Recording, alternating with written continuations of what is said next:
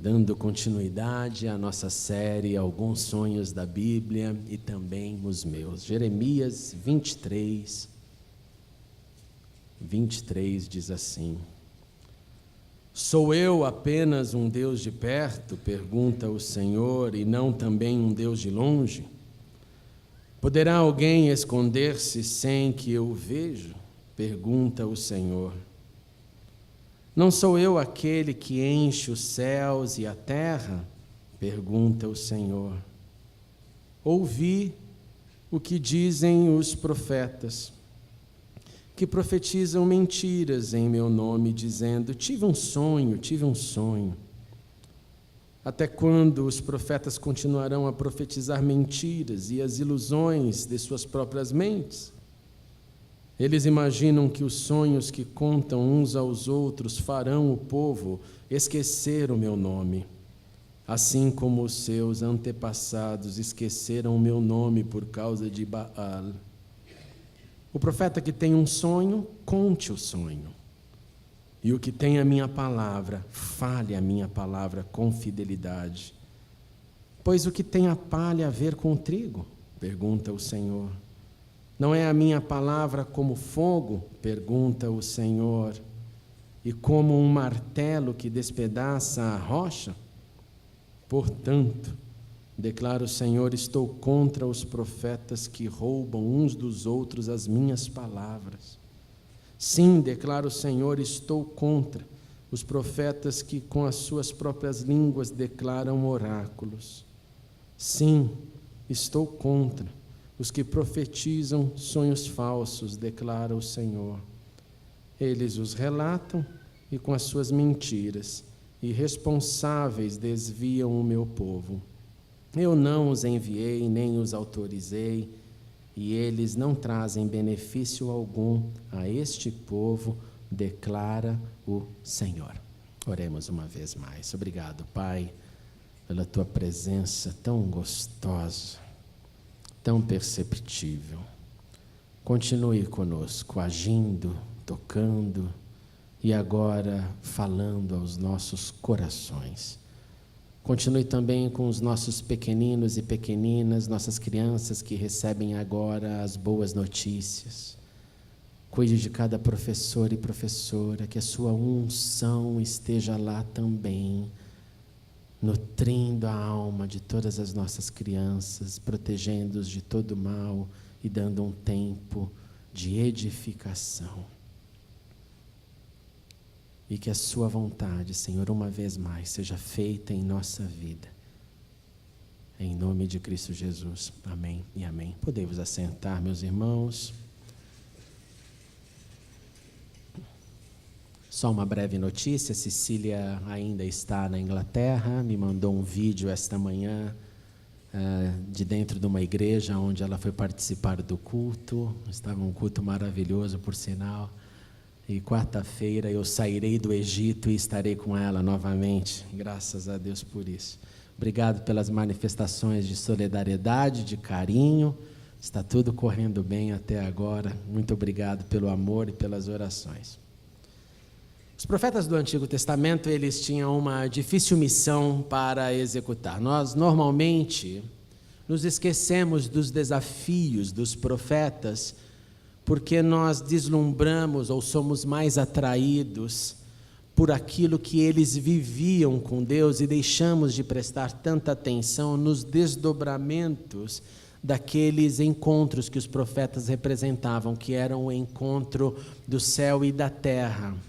A palavra vinha do céu, tocava um terreno, um homem, aquele indivíduo recebia uma notícia, geralmente uma bomba, geralmente algo que ele já sabia que o povo não gostaria de ouvir, e então passava a ter essa missão difícil, eu tenho que falar aquilo que sei que não vão me escutar. Basta você pensar em quando você tem algo para comunicar a alguém e você já sabe que vai encontrar com uma rejeição, e isso dá um pouquinho, numa dose bem minimizada, o que era o drama que um profeta vivia. Mas primeiramente vamos nos lembrar quem eram os profetas, o que era um profeta. O profeta era um indivíduo, um ser normal, escolhido por Deus, e ele tinha como missão o ver e ouvir, o receber e entender, o discernir e, acima de tudo, transmitir tudo o que Deus lhe ordenava. Um profeta não podia criar as suas próprias palavras, nem as suas próprias interpretações, porque senão ele corrompia a chamada profecia. Por isso que, a partir do discernimento, ele transmitia palavra por palavra para poder dizer e para a sua autoridade ser mantida quando ele assim se referia com o termo, assim disse o Senhor, ou assim diz o Senhor, ou disse o Senhor. Para dizer isso, ele tinha que então estar isento de qualquer das suas ideias. Era o que ele via, o que ele ouvia, o que ele recebia, o que ele entendia, o que ele discernia, era o que ele deveria transmitir.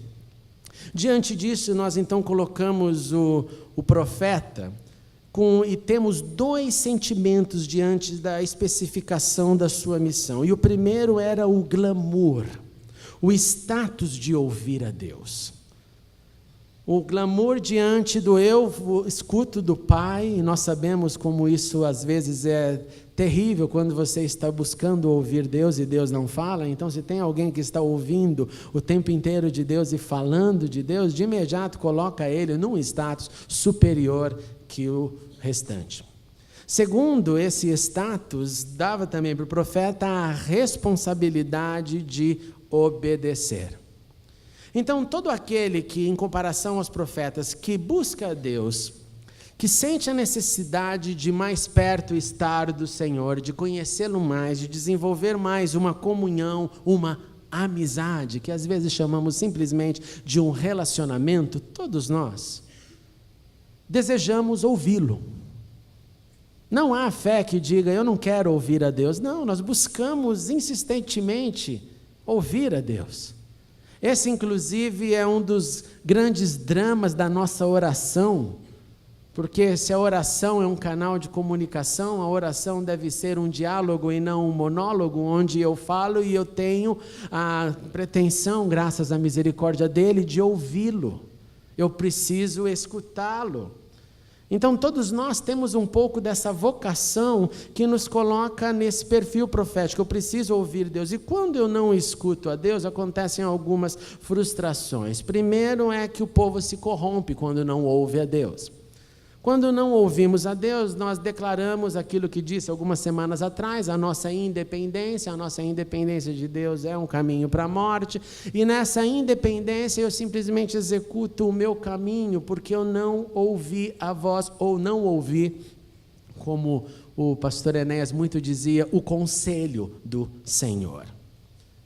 E eu então quero ouvi-lo, eu espero então ouvir Deus em questões que eu ainda não entendi, e essas questões me colocam com mais intensidade para buscá-lo, porque Senhor, já que eu não entendi, eu preciso entender, então eu te busco com mais força para entender aquilo que não entendi.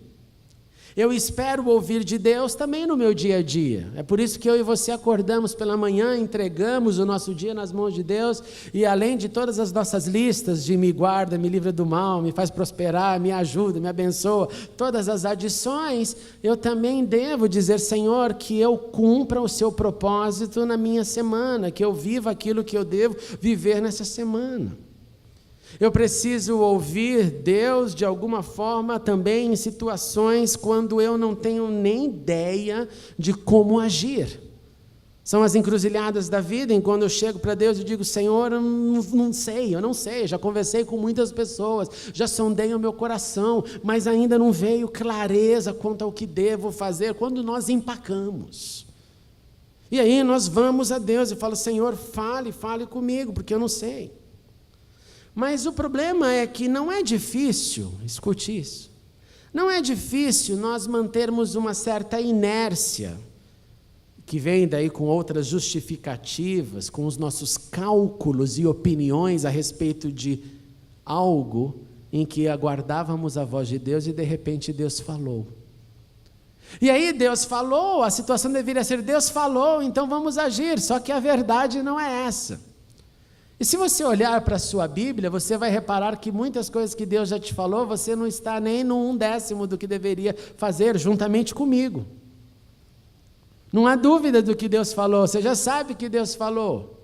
Eu já sei que Deus falou, mas é uma trajetória que eu fico de novo nos meus cálculos, opiniões, mas é que agora não dá, eu até entendi, mas por causa disso, daquilo outro, não vai ser possível, mas um dia vai dar. E eu vou nesses cálculos, opiniões, me justificando e não fazendo, e não obedecendo aquilo que é a voz de Deus na minha vida. E eu compartilho aqui uma breve ilustração, história real da minha vida, de como eu entendi, como eu vivi na pele algumas dores por ter cálculo e opinião diante da voz de Deus. De dizer para Deus, eu acho que Deus dá para esperar um pouco mais. Eu e a Cecília estávamos terminando uma missão em Israel, a missão teve muito êxito, então quando tudo dá certo, você fica com o coração feliz, você contempla e fala, puxa vida, estava assim, ficou assado, ficou bom, cresceu, evoluiu, sabe aquele sentimento de missão cumprida, coração agradecido. E diante do coração agradecido, começou a vir também um quebrantamento, uma certa dorzinha, porque a gente começou a identificar a voz de Deus dizendo, a missão está acabando. Quando você não vai bem numa missão, tudo que você quer é fugir dela, mas quando a missão vai bem, você quer permanecer e continuar executando-a. E aquela dorzinha começa a vir, e em contrapartida, a voz de Deus que dizia, olha, está acabando, a voz ao nosso redor era o contrário, ela, vamos continuar, está tudo indo bem, imagine o próximo ano, imagine o próximo momento, se nesse tempo aconteceu isso, vai ser maravilhoso. Nós tínhamos aceitação plena, nós tínhamos segurança, nós tínhamos moradia, nós morávamos no que nós chamávamos de um paraíso natural, e a missão era continuar, e a terra gritava, continua, continua, continua, fiquem. E em paralelo ao grito da terra, o céu sussurrava, bem baixinho, é hora de partir. No meio dessas vozes nós ouvimos claramente, Senhor, está confuso, ou ouvimos a terra, ou ouvimos o céu, ou o coração está enganoso, ou não é o céu que está falando, na verdade a terra que está falando, quem é que está falando? Você começa a embolar tudo. E aí avaliamos, julgamos, discernimos e percebemos, não, é a voz que é a real, é aquela que nós não queremos ouvir, é a voz que está dizendo, está acabando a missão. Concluindo isso, um olha para o outro e diz, ok, Senhor, então nós faremos. Mas aí vieram os cálculos, opiniões, as justificativas que mencionei anteriormente. Senhor, tudo bem, nós vamos obedecer, somos teus servos, mas eu preciso de um tempo a mais. Não é assim, Senhor, o Senhor fala e a gente vai logo fazendo as coisas. Não é assim não. Preciso de mais um tempo, segundo, Senhor, para te mostrar que a gente entende de cálculos e opiniões. O Senhor sabe quanto custa a passagem para ir nessa época que o Senhor está falando? A passagem custa muito cara, não vai dar, nós não vamos então não, Senhor, porque primeiro que não é assim, segundo que é muito caro, então se é muito caro não é óbvio, Senhor, não é a hora. Terceiro, Senhor, nós precisamos planejar melhor, porque o que nós vamos fazer agora? Nós vamos prosseguir, qual que é o caminho? E prosseguimos, tendo entendido que Deus havia falado, mas depois que Ele falou, nós assumimos o controle e decidimos agora, então é do nosso jeito, com toda boa intenção, irmãos, com o coraçãozinho assim, já falando para os outros, sim, partiremos para a família, óbvio. Nós havíamos atingido então o glamour, o status, nós ouvimos a Deus, só não sabíamos exatamente que ouvi-lo demandava uma reação imediata, como a Bíblia diz o tempo inteiro. O tempo inteiro. Imediatamente ouviu, Deus faz, imediatamente age. E como nós estávamos contemplando então esses cálculos e opiniões justificativas pela graça de Deus e seu amor, veio uma perseguição tão violenta, mas tão violenta, que do dia para a noite eu olho para ela e nós nos sentimos Jonas no barco no meio do temporal e falamos, o que nós estamos fazendo? Ou o que nós fizemos? Conclusão, estávamos em desobediência. Procrastinando em nome das nossas análises, o caso. Aliás, eu entendo mais que ele, então eu sei como gerir minha vida. O que fizemos? Nos ajoelhamos, pedimos perdão, o Senhor nos perdoe. Segundo, compramos a passagem mais cara. Terceiro, partimos para o Brasil. E chegamos no Brasil e começou de novo uma outra pressão. E agora o que vai acontecer? E agora, aí passam uns 2 meses, o Senhor de novo vem e fala: voltem. Aí é aquela hora que todo mundo se levanta e diz assim: vocês têm certeza? Deus não é Deus de confusão. É a frase cristã mais dita na história. Deus não é Deus de confusão. Senhor, o que nós faremos? Senhor, onde? E aí o glamour acabou, despencou. Porque ele só disse que era para voltar para Israel, mas não disse o que era para fazer, o como fazer, aonde fazer, qual era o status. E o que você faz? Nessa hora você se sente literalmente entre céu e inferno, mas aí veio uma certa vontade. Não, vamos fazer diferente. O Senhor falou, não vamos esperar não. O Senhor falou, vamos atrás. E o silêncio, então, do céu, o que mais nós não gostamos, se manteve firme. Não havia mais informações. E, gente, isto é incrível. Escute com atenção. Quando nós ouvimos a voz de Deus, nós nos sentimos bem. Certo? Nós nos sentimos bem. Mas, geralmente, nós não atendemos imediatamente. Nós ouvimos e ficamos digerindo aquele gostoso, Deus falou. Agora, quando o silêncio do Pai se manifesta, nós nos sentimos mal. E, contrariamente, nós nos sentimos pressionados para agir de maneira rápida. Deus fala e eu não faço nada. Deus não fala e eu começo a fazer. É incrível o contrário. Quando o silêncio do Pai se manifesta, eu me sinto mal e essa pressão me faz agir. Deveria ser o contrário. Decidimos obedecer a Deus, partimos e nesse momento, o que aconteceu? Fomos para um hotel, sentei num hotel, o grupo vai lembrar, o hotel Yad Shimoná. Sentemos no hotel, a Cecília arrumando o quarto, mexendo com mala, eu sentei e fiz a oração que eu não queria ter feito, porque eu falei, meu Deus, o que vai acontecer? Sabe a oração que você não quer fazer? Você faz porque tem que fazer, mas você faz já, eu não quero nem ouvir, eu já estava esperando o silêncio, ele não vai falar e eu não sei o que vai acontecer. E eu sentei numa poltrona e disse, Senhor, viemos. Irmãos, eu mal acabei de concluir a minha oração, a porta alguém bateu. E era como um anjo de Deus naquela porta dizendo, ouvi falar que vocês chegaram aqui, vocês querem começar a trabalhar daqui 2 dias, porque nós queremos dar uma folga remunerada para vocês e oferecer um trabalho para vocês. E vivemos ali momentos maravilhosos, maravilhosos. Vivemos momentos maravilhosos porque aquele era e continua sendo o nosso grande sonho, ouvir a Deus e obedecê-lo prontamente. Pois quando Deus coloca o seu querer em nós, o sonho, o desejo é verdadeiro. E quando Ele coloca o sonho, o desejo verdadeiro dentro da gente, a gente obedece. Isso transforma em uma energia que vai transformando o ambiente e dando para você cada vez mais plenitude de coração. O contrário disso é viver a angústia do dia a dia. O contrário disto é acordar mesmo tendo um trabalho e reclamar do trabalho o dia inteiro. O contrário disso é não ver significado em nada. Se tem dinheiro é porque tem dinheiro, se não tem é porque não tem dinheiro. Se comprou é porque comprou e vai ter que pagar, se não comprou é porque gostaria de comprar e ainda não tem recurso para comprar. É um negócio sem significado. E o texto nos fala um pouco sobre o contrário de tudo isso.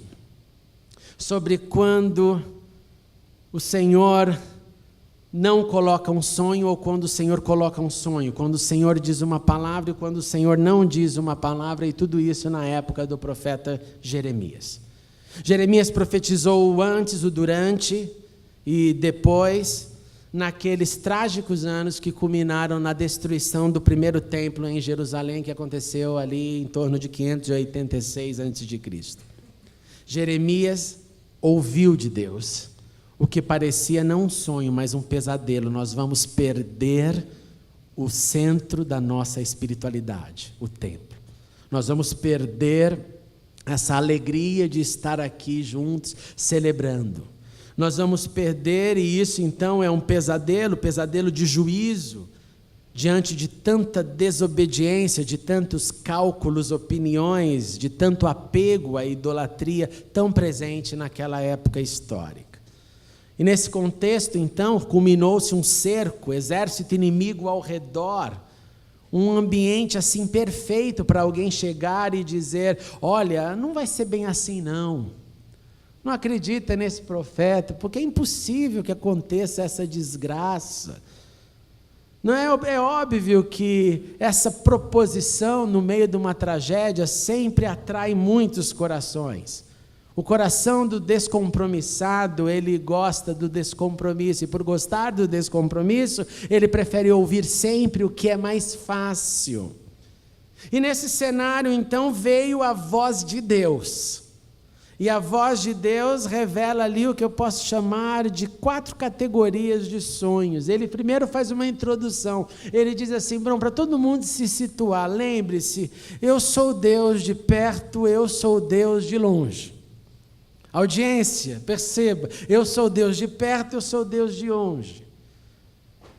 Eu sou Deus que ninguém pode se esconder diante de mim. Não há o que você faça que Deus não veja. É Deus dando as suas credenciais antes de dar os seus vereditos. Eu sou aquele que enche o céu e a terra. Eu sou o Criador, então eu estou a par de tudo. Ok, pessoal? Ok, legal. Agora, vamos ao ponto. Eu ouvi o que dizem esses profetas. Eles estão dizendo o quê? Eles estão dizendo mentiras, e eles estão dizendo: eu tive um sonho. Então a primeira categoria é quando o sonho é mentira. Quando o sonho é mentira, o nome de Deus pode ser usado como fonte. Pode vir com um título de profeta, pode vir com uma autoridade que é alocado para tentar, de uma certa forma, dar mais força para o sonho mentiroso se tornar verdade na cabeça dos outros. É o sonho mentiroso de quem quis acreditar que ouviu de Deus que vai se casar com o príncipe da monarquia.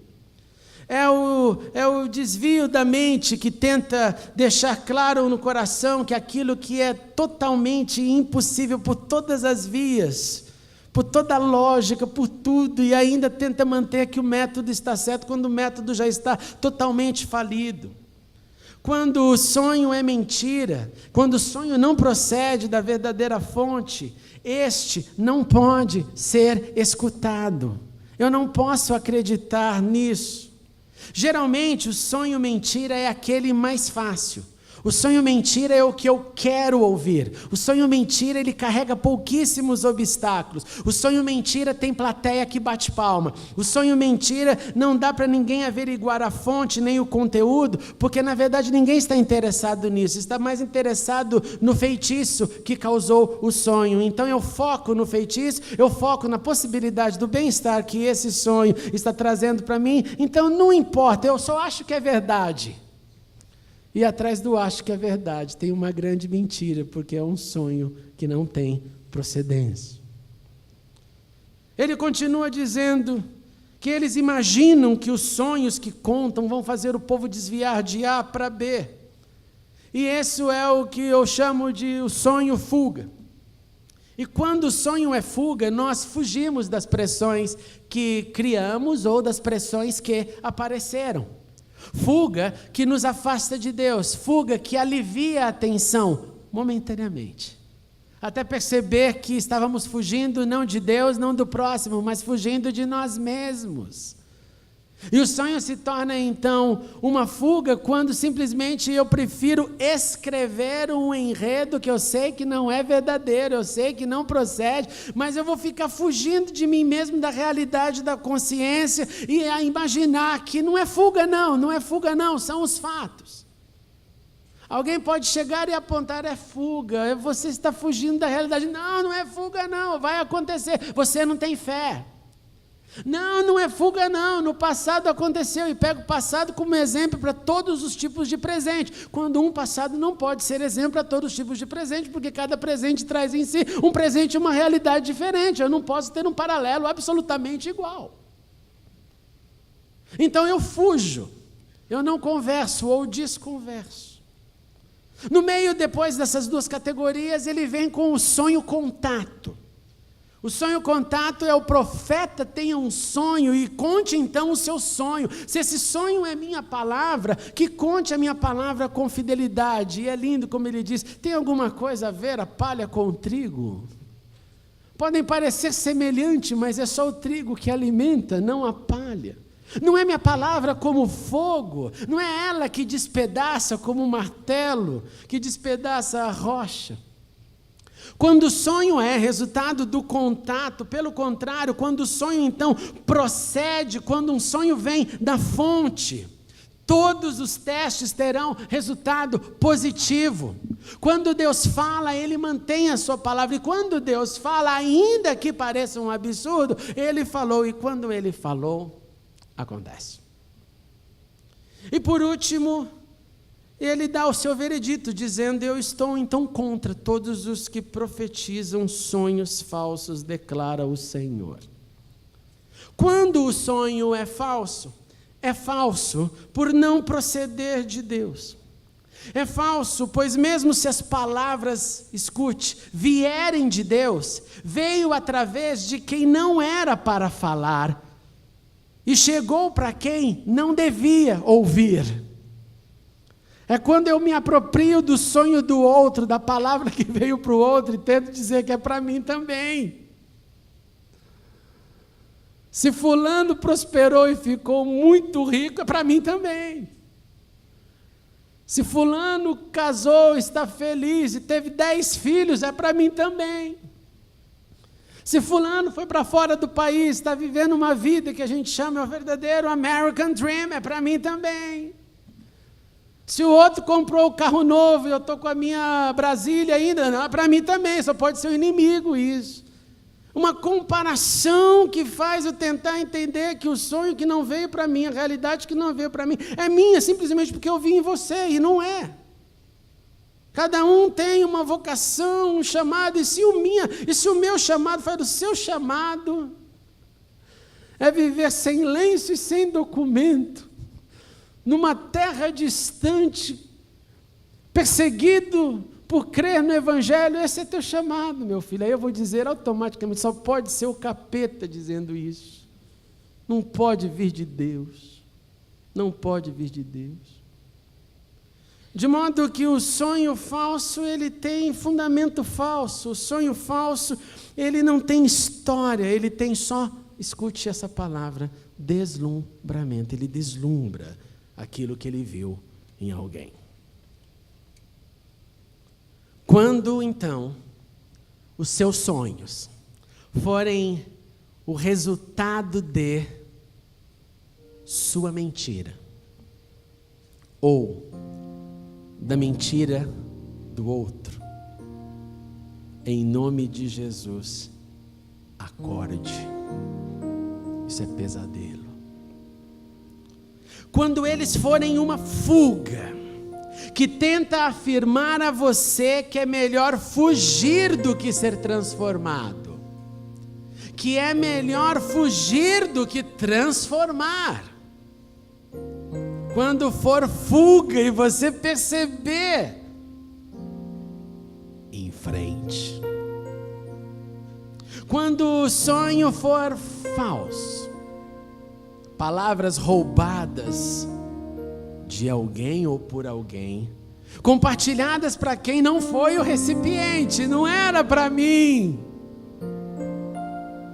rejeite. Mas quando o sonho for o resultado do contato com Deus, o Deus que em Jesus estendeu o tempo para a gente sonhar, pelas suas misericórdias Ele não pôs fim na história, Ele deu tempo, tem expandido o tempo com misericórdia para gozarmos da vida com Ele, ao invés de ter dito, chega, já foi um dilúvio, eu invento outra destruição total e chega, porque na terra não há um justo sequer. esse Deus que expande os dias, as estações, os meus minutos e segundos, se Ele está me permitindo ensaiar para a eternidade, diante das aflições, diante das alegrias, diante da existência que eu posso viver com significado, que compartilha que Ele é o caminho que encontrei, Ele é a verdade que encontrei, Ele é a vida que preferi viver. Se o sonho for resultado do contato com esse Deus, acredite, e que seja a sua crença uma força que possa gerar ação imediata e não cálculo justificativa. E se a crença te levar a concluir que o tempo é de esperar pelo sonho, acredite e espere. E se a crença te levar a concluir que não é hora mais de esperar e é hora de agir, acredite e haja. E se o tempo for de incerteza, não fuja, não anule, mas simplesmente espere no Senhor, porque Ele é conosco e quando Ele fala, Ele cumpre. Vamos ficar em pé e vamos orar.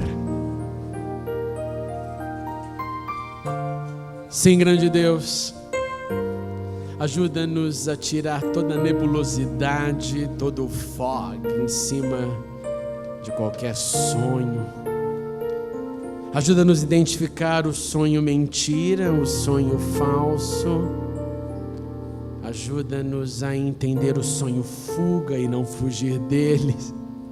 E ajuda-nos a entender o contato que vem do Criador, que coloca na nossa alma o que é para ser feito, que é sólido, que é trigo para comer, que é fogo, que é martelo que despedaça as muralhas que devem cair. Em nome de Jesus, levanta em nós nesta manhã discernimento e ação, obediência ao invés de cálculo humano, fé, certeza de que o que o Senhor fala, nós podemos acreditar. Ajuda-nos a gritar bem alto: nós tudo podemos naquele que nos fortalece, e que quando Ele diz, o meu trabalho é crer e agir.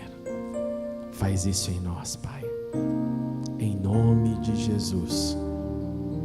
Cria em nós essa condição e ajuda-nos a enfrentar e jamais fugir, para a Tua glória e para o nosso crescimento.